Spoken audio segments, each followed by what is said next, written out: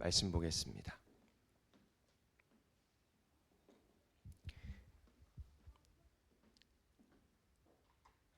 오늘 말씀은 요한복음 9장 제가 안 바꿨네요. 11장 28절에서 37절까지 있는 말씀입니다. 요한복음 11장 28절에서 37절까지 있는 말씀입니다. 저희 교회는 세 번역으로 함께 말씀을 보고 있고요. 그리고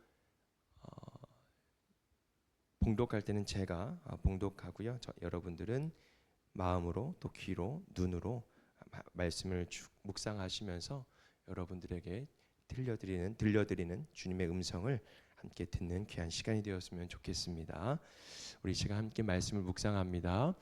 이렇게 말한 뒤에 마르다는 가서 그 제자 마리아를 불러서 가만히 말하였다. 선생님께서 와 계시는데 너를 부르신다. 이 말을 듣고 마리아는 급히 일어나서 예수께로 갔다.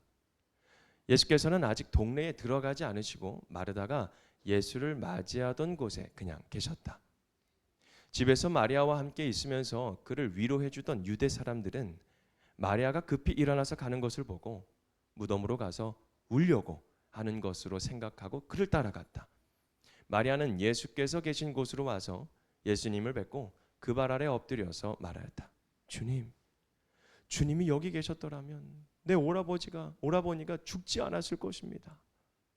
예수께서는 마리아가 우는 것과 함께 따라온 유대 사람들이 우는 것을 보시고 마음이 비통하여 괴로워하셨다.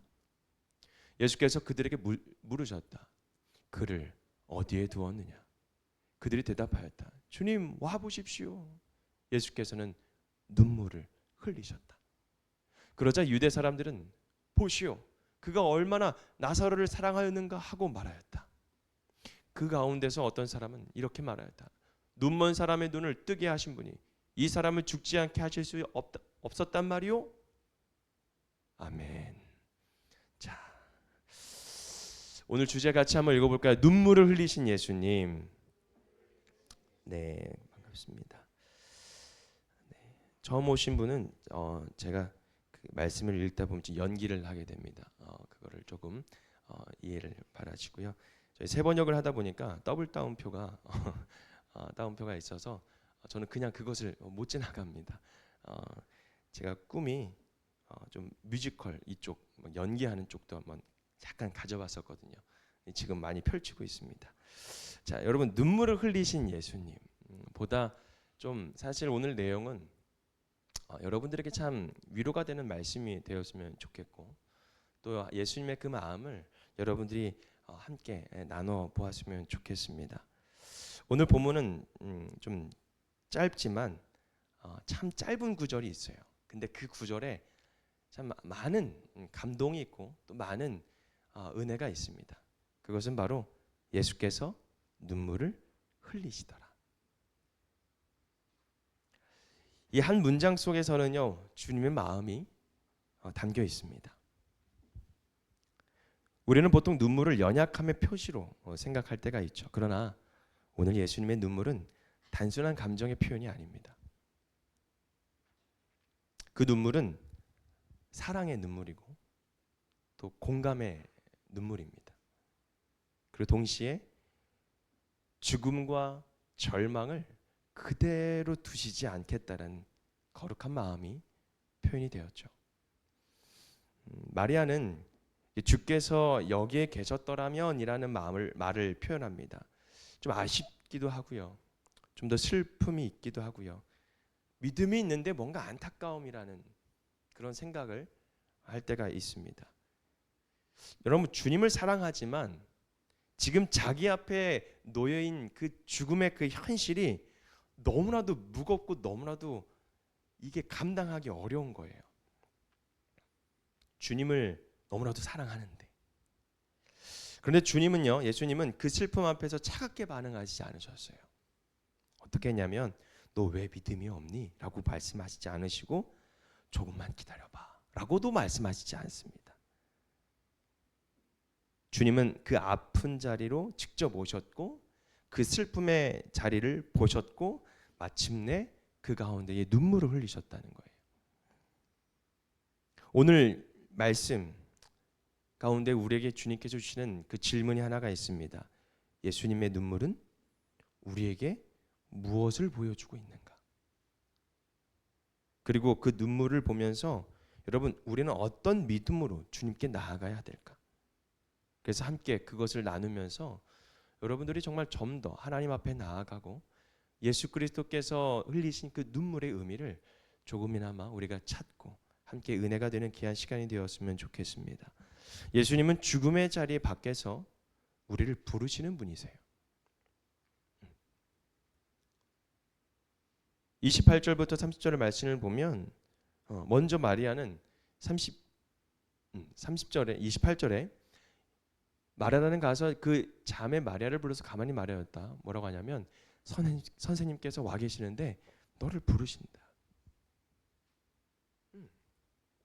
그래서 이 말을 듣고 예수님께 나아갑니다. 그리고 30절의 말씀을 보면 예수께서는 아직 동네에 들어가시지 않으시고 마르다가 예수를 맞이하던 곳에 그냥 계셨다 라고 말씀합니다. 이 장면은 참 의미가 있는데 예수님은 지금 슬픔과 죽음의 분위기가 가득한 마을 안에 먼저 들어가지 않고 마리아를 밖에서 잠깐 부르십니다. 이것은 단순한 뭔가 장소의 어떤 문제가 아니라 주님은 죽음의 그 현실 속에서 갇혀 있는 사람을 그냥 내버려 두시지 않으시고 주님 자신에게로 지금 부르시는 거예요. 마리아는 울고 있었어요. 집안에서는 위로하는 사람들도 있어요. 그러나 참된 회복은요, 사람들 사이에서 머무는 것으로 시작되는 것이 아니에요. 바로 예수님의 그 부르심에 반응하여서 그분께 나아가는 데부터 시작이 되는 겁니다. 저는 이 경험이 있습니다. 왜냐하면 저희 아버지가 일찍 돌아가셨거든요. 근데 장례식장 안에 이제 한 11년이 된 것 같아요. 제가 28살 때 그때 하나님께서 아버지를 데리고 가셨는데 그때는 찬양이 끊이지 않았어요. 그 장례식장 안에 찬양이 끊이지 않고 될 수 있으면 예배를 많이 드려보자 그랬어요. 그래서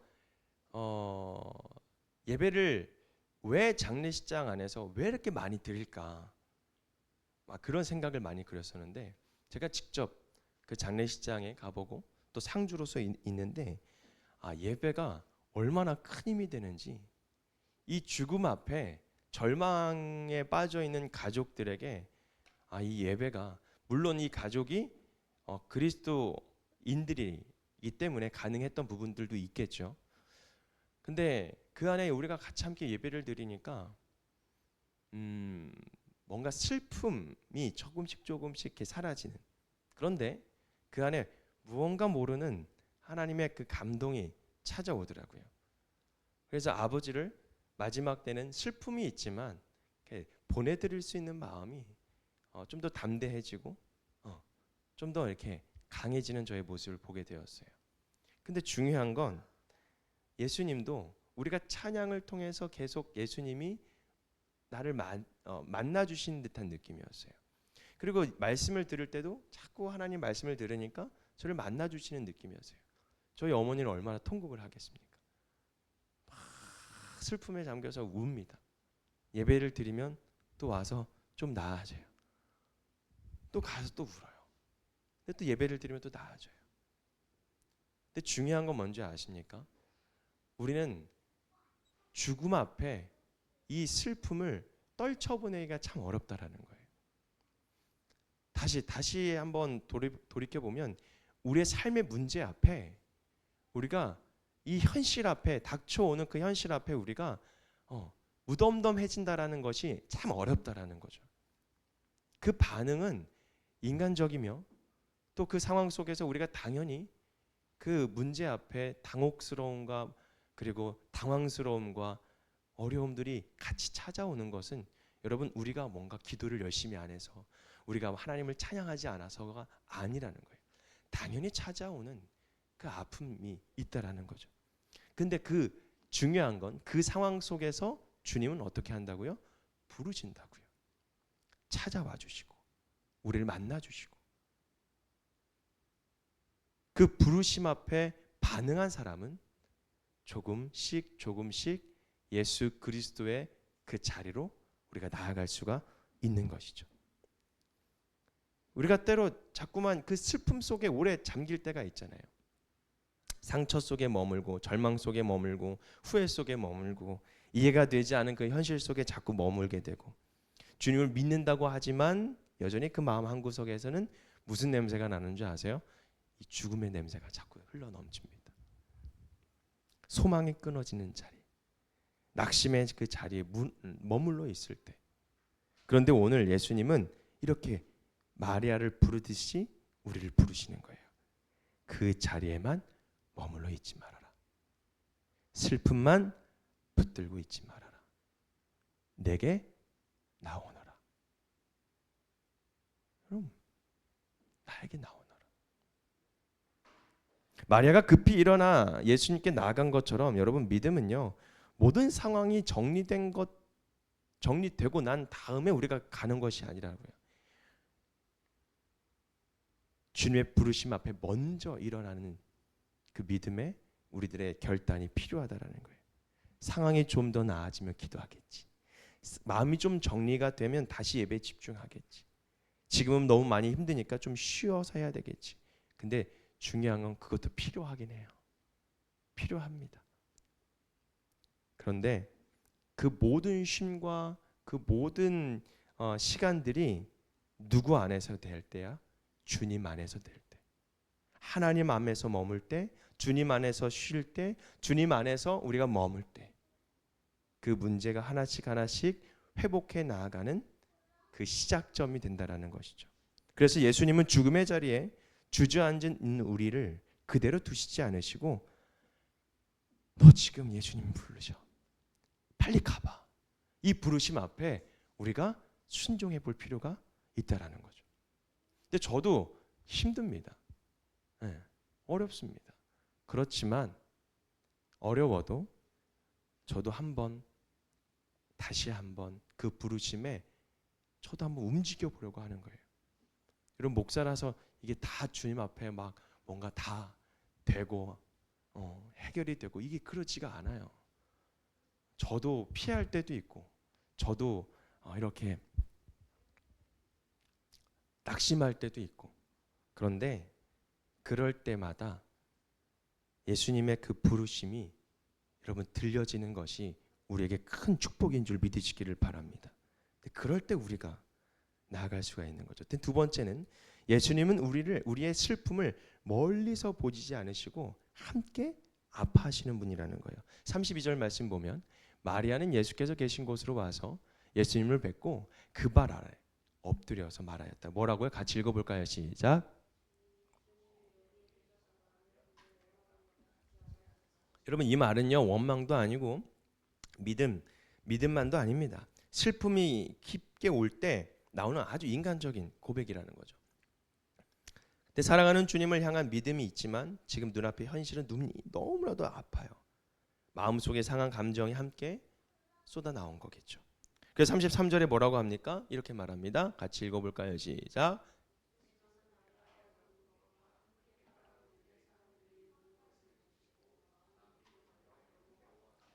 네. 여러분 주님은 그들의 눈물을 보셨어요. 그들의 말을 들으셨고 그 분위기를 외면하지 않으셨어요.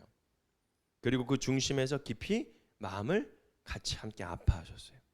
여기서 우리는 아주 중요한 복음의 자리를 우리에게 알려주고 있는 것을 볼 수가 있어요.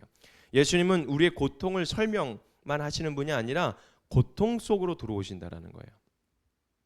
그래서 우리는 때로 하나님께 이렇게 묻습니다. 주님, 지금 이 마음을 아세요? 이 상실감, 이 외로움, 이 절망감을 아십니까? 말씀으로만 위로받지만 이 아픔이 너무 현실적인데 우리가 이 현실이라는 말을 많이 쓰잖아요. 이 현실적인데 주님 아세요?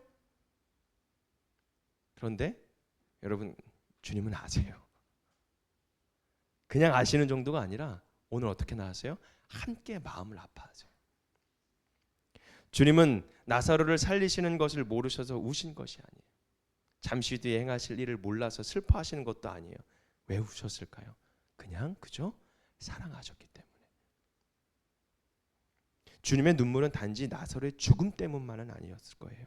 사랑하는 이들이 죽음 앞에 자꾸 무너지는 그 모습이, 죄와 죽음 아래 신음하는 그 인간의 현실, 그것을 보시면서 아마 그 모든 아픔을 자기 일처럼 끌어안으시고 우셨을 거예요. 이것이 얼마나 우리에게 큰 위로가 되는지 모릅니다. 우리가 기도할 때 주님은 우리를 향해 너 왜 이렇게 약하냐? 너 왜 이렇게 믿음이 적니? 이렇게 이야기하지 않으세요. 주님은 다른 모든 가족들, 친척들, 친구들 나에 대해서 잘 모르잖아요. 근데 주님은 다 우리가 말을 꺼내지 않아도 다 알고 계신다라는 거예요. 그저 방 안에 혼자 앉아서 눈물을 삼킬 때도 주님은 다 알고 계신 거예요. 겉으로 괜찮은 척하지만 속으로 무너지는 마음도 아세요. 그리고 그냥 알고 지나가시지는 않아요. 그 슬픔 앞에서 함께 우시는 그 주님이 여러분도 함께 있다라는 사실을 여러분 우리가 믿어 나가야 돼요. 저는 그래서 그것을 많이 느꼈어요. 혼자 골방에서 울 때 저는 많이 울었어요. 제가 F거든요. 저희 사모님은 T인데 전 옆에서 영화를 같이 보면 저희 사모님은 울지는 않아요. 좀 왜 그럴까? 그럴 때도 있는데 전 옆에서 이미 울고 있어요. 저는 되게 F 감성이 좀 있습니다. 근데 제가 이제 손이 다치고 이제 초등학교를 지나가면서 원망도 하고 많이 울고 아버지 돌아가셨을 때도 많이 울고 그럴 때도 막 괜찮은 척하고. 여러분 그거 아세요? 그 저희 아버지가 목요일 날 돌아가셨거든요. 그 목금 토잖아요. 3일장을 치르고 주일 날 제가 안 가도 되는데 저기 제가 사역하는 교회를 나가게 됐어요. 아버지 돌아가시고 원래는 쉬게 해주셨는데 근데 가서 그냥 앉아 있었거든요. 근데 저도 모르게 그거 있잖아요. 목회자이기도 하고 또 전도자니까 또 이 죽음을 초월하는 그 모습을 보여줘야 되잖아요. 그잖아. 근데 그게 안 되는데 그래도 막 괜찮은 척 막 있는 거예요. 근데 그 모습이 너무 초라한 거죠. 그냥 그 슬퍼해도 되는데 아파해도 되는데 근데 거기에서 또 주님께서 말씀을 통해서 저를 또 사랑하시는 그 은혜를 저에게 또 부어주시는데 여러분 우리가 이 무너질 수밖에 없는 그런 연약한 존재라는 사실을 우리가 인정해야 돼요. 그 믿음은 여러분 우리가 한계가 있는 그것을 우리가 인정하고 우리의 부족함을 인정할 때 하나님의 일하심을 보게 되거든요. 또 하나님의 사랑하심을 우리가 느낄 수가 있거든요. 우리가 자꾸 괜찮은 척하는 그런 상황 속에서 좀 그거를 좀 내려놔도 되지 않을까라는 생각이 듭니다. 저도 요즘에는 괜찮은 척하지 않아요. 힘들면 힘들다고 얘기하고 어려우면 어렵다고 얘기를 하고 좀 짜증나면 짜증나는 것도 이야기를 하고 그러니까 저의 감정을 여러분 막 숨기는 게 오히려 저는 그게 병이 들더라고요. 그러니까 우리의 감정 이런 것도 솔직하게 이야기하지만 그 이야기 함 가운데 우리가 목표는 딱 하나. 하나님이 우리의 마음을 알고 계신다라는 그 은혜가 우리 안에 계속 흘러 넘쳐야 된다라는 거예요. 그래서 우리의 기도는요 완벽한 말로 뭔가 드려야만 되는 것이 아니라는 거예요. 때로는 마리아처럼 그냥 엎드려져서 그냥 우는 것 자체가 기도라는 거예요. 때로는 주님이 여기 계셨더라면 하는 그런 고백도 있을 수도 있어요. 그건 상한 고백일 수도 있지만 여러분 그 고백조차도 주님은 믿음의 자리로 우리를 이끌어 주신다라는 거예요. 왜냐하면 예수님은 눈물을 흘리는 사람의 말을요 절대로 외면하지 않으시거든요. 세 번째로 예수님의 눈물은 절망 앞에 머무는 눈물이 아니라 여러분 구원을 향해 나아가는 눈물이 됩니다. 34절의 말씀은 예수님 물으십니다. 뭐라고 하냐면 그들 어디에 두었냐? 그래서 사람들이 말하죠. 주여 와서 보십시오. 그러면서 35절에서 뭐 어떻게 해요? 예수께서 눈물을 흘리셨다. 여러분, 이 구절은 매우 짧지만 깊은 은혜가 있어요. 예수님은 단지 슬픔만 슬퍼하시는 것만이 아니라 주님은 무덤으로 가셨습니다. 그 죽음이 자리 잡은 그 현실로 들어가셨다라는 거예요. 사랑하는 이의 죽음을 애도하는 데서 멈추신 것이 아니라 여러분, 죽음의 현장까지 직접 찾아가셨다라는 거예요. 여러분, 이것은 예수님의 사역 전체를 보여주는 장면이기도 하지만 예수님은 여러분 멀리서 인간의 어떤 비참함을 그저 그냥 바라보는 분이 아니라는 거예요. 그래서 우리가 이렇게 오해할 때가 있어요. 뭔가 기도하고 하나님 앞에 부르짖고 기도할 때 하나님께서 이걸 해결해 주셔야 되는데 그저 그냥 가만히 계신 것처럼 느낄 때가 많거든요. 하나님 진짜 계신가? 해결이 안 되니까, 현실이 바뀌어지지 않으니까, 상황이 바뀌어지지 않으니까, 해결이 안 돼 버리니까 우리의 생각은 어떤 생각이에요? 하나님 진짜 계시나? 하나님 진짜 살아계시나? 오해할 때가 있는 거예요. 제가 막 웃으면서 얘기를 하지만 여러분, 제가 어릴 때 그런 생각을 했다고요. 손가락에 이제 잘리고 다쳤을 때 이게 자라나야 되는데 안 자라나는 거예요. 그런 생각 할 수 있잖아요. 제가 9살 때 다쳤거든요. 근데 손가락이 자라나야 되는데 진화해야 되잖아요. 영화에 보니까 막 나오는 거야, 이렇게. 저는 그게 하나님의 응답이 없는 줄 알았어요, 그때. 그런 우리의 생각도 들 때가 있잖아요. 그런데 여러분, 그 문제를 더 하나님은 뛰어넘으시는 분이신 줄 믿으시기를 바랍니다. 저는 그래서 이렇게 고백해요. 제가 잃은 건 있지만, 없어진 건 있지만 주신 것이 더 많다라고 고백을 해요. 주신 은혜가 더 크다라고 얘기를 할 수가 있어요.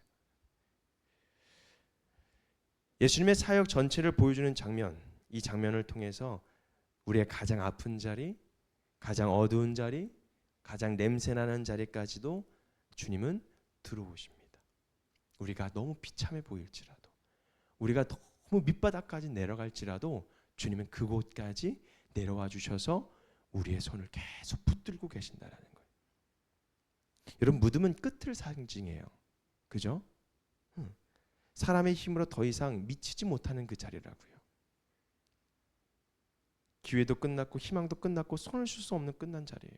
저는 믿지도 못했어요. 아버지가 돌아가셨다는 소리를 듣는데도 믿지를 못했어요. 언제 알았냐면 영안실에 갔을 때 아버지가 그 차가운 곳에서 나오시는데 그때 제가 인지를 한 거예요. 막 무너지는 느낌도 있고요. 뭔가 기회도 없는 것 같고 희망도 다 끝났잖아요. 안 계시니까 손을 쓸 수도 있는 그런 자리도 아니라는 거예요. 그런데 그 예수님은요, 근데 그 무덤의 자리로 나가신다고요. 예수님은 절망 앞에서 물러서는 분이 아니기 때문에 오히려 절망의 가장 깊은 자리까지 생명을 살리시는 그 일을 그곳 가운데서 다시 시작하신다라는 거예요. 35절의 눈물은요, 그래서 단순한 슬픔의 끝이 아니라 그 눈물은 곧 다가올 생명의 역사를 품고 있는 눈물이라는 거죠. 우리가 다 알고 있잖아요.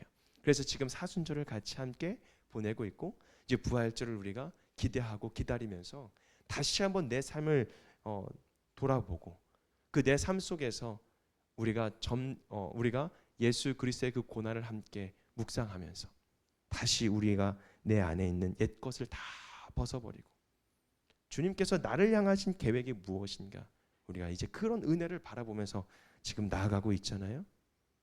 여러분, 이 주님께서 이 십자가로 향하시는 그 주님의 마음과 그리고 죄와 죽음을 깨뜨리시려고 하시는 그 하나님의 그 뜻, 그것은 무엇이냐면 사랑하는 자를 결코 포기하지 않으시는 그 구원자의 그 의지가 달려 있다라는 거예요. 그러니까 우리 하나님께서 얼마나 우리를 사랑하고 계시는지를 우리가 깨닫게 되는 거죠. 36절과 37절 말씀을 보면 같이 읽어볼까요? 시작. 그러자 유대 사람들은 보시오, 그가 얼마나 나사로를 사랑하였나 하고 말하였다. 37절 말씀 시작.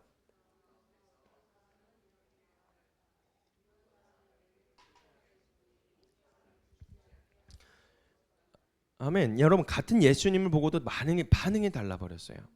누군가는 사랑을 보고 누군가는 의심을 보고, 우리도 마찬가지예요.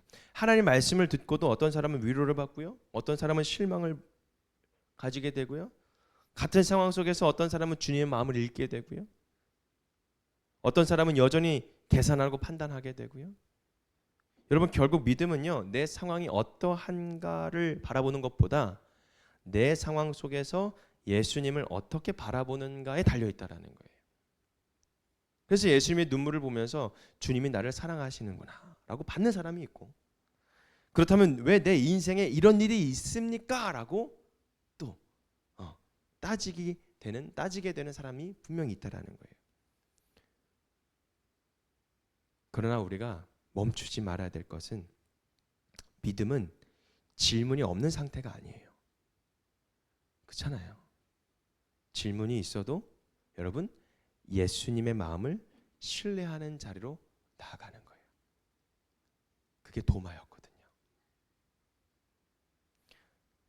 사랑하는 성도 여러분, 주님의 눈물은 우리를 절망 속에서 그냥 두시는 그 눈물이 아니었어요. 그 눈물은 우리를 건지시기 위한 눈물이었고, 함께 아파하실 뿐만 아니라 결국 생명으로 이끄시는 눈물이었어요. 그러므로 우리는 주님의 눈물을 보며 낙심하는 것이 아니라 여러분, 소망을 배워야 된다라는 거예요. 오늘 말씀을 통해서 주님의 그 눈물이 오늘은 이렇게 말씀 글로 우리가 느끼게 되잖아요. 근데 한번 여러분 정말 기도하면서 그 눈물을 한번 생각해 보았으면 좋겠어요. 그래서 이런 거를 함께 느꼈으면 좋겠어요.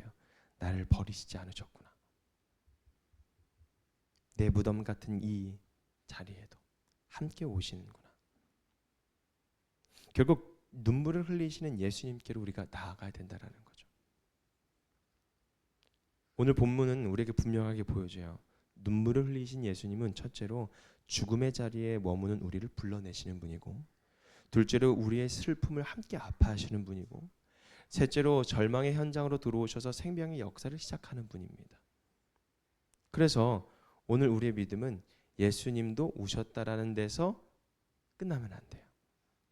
그 눈물 속에서 담긴 예수님의 마음을 붙들어 주셔야 돼요.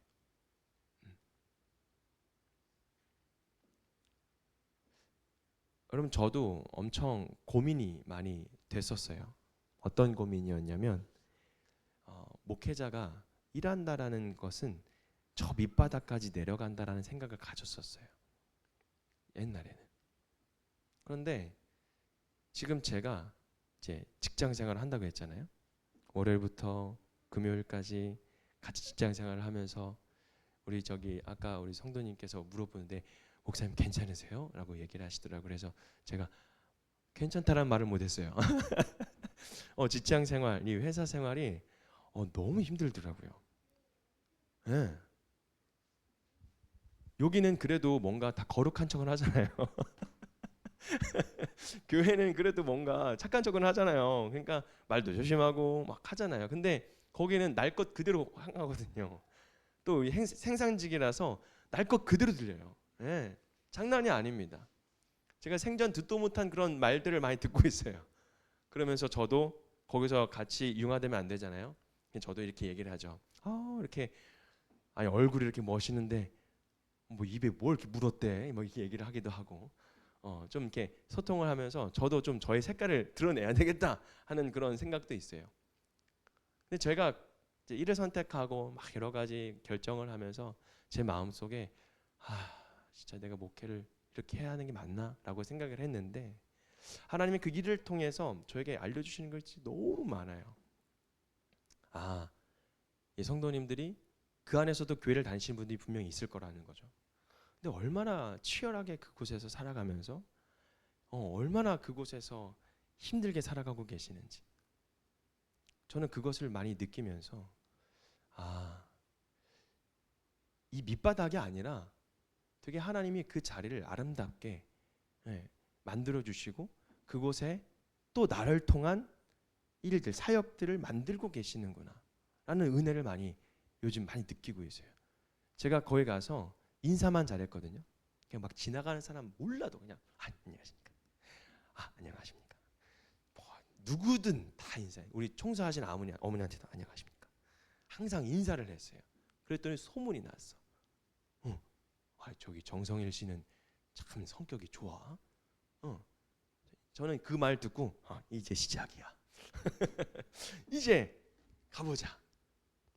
사람들과 함께 교제를 나누는데 그곳에서도 좀 제가 좀 마음이 좀 아픈 부분들도 있었어요. 그래서 어떤 사람은 저한테 그러더라고요. 목사님은 몰라요. 제가 목사님인지는 몰라요.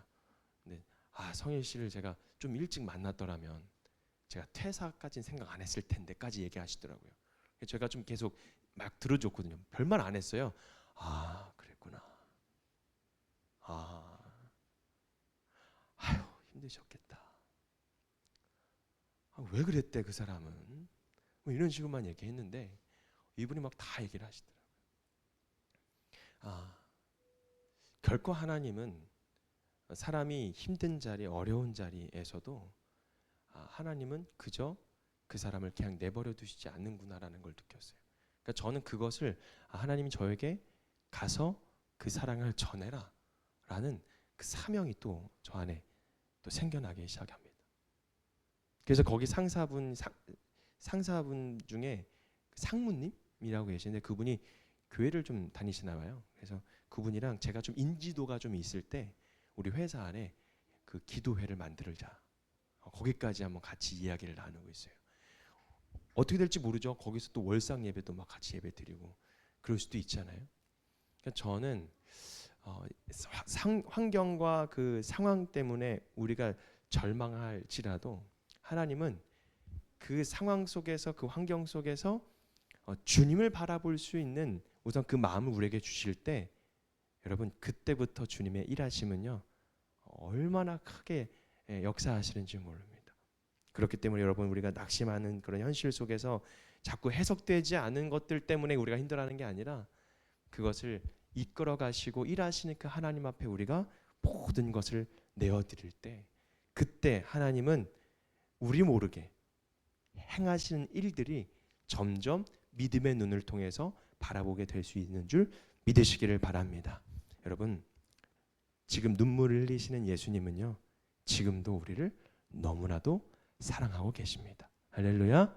우리가 그것을 믿고 나아가는 저와 여러분 되기를 주님의 이름으로 축복합니다. 기도합니다. 하나님 감사합니다. 오늘 우리의 소망은 눈물이 없는 삶 속에 있을지 모르지만 우리의 소망은 눈물의 자리에서도 함께 하시는 그 주님 때문에 우리가 하나님 그 현실에 더 나아가 주님의 마음을 더 붙들 수 있는 오늘 그 믿음 또 그 결단이 있는 줄 믿습니다. 그 무덤의 같은 자리에서도 생명의 그 주님을 바라볼 수 있도록 인도하시는 그 하나님의 놀라운 그 섭리 또 예수 그리스도의 그 사랑을 이 시간 하나님 발견되게 하시고 알게 하시고 깨닫게 하여 주셔서 오늘 우리의 삶 가운데에 그저 끝이 아니라 이제 시작의 놀라운 부활의 신앙이 나아갈 수 있는 복된 저희들의 삶이 되게 하여 주시옵소서. 모든 것 감사드리며 예수님의 이름으로 기도합니다. 아멘.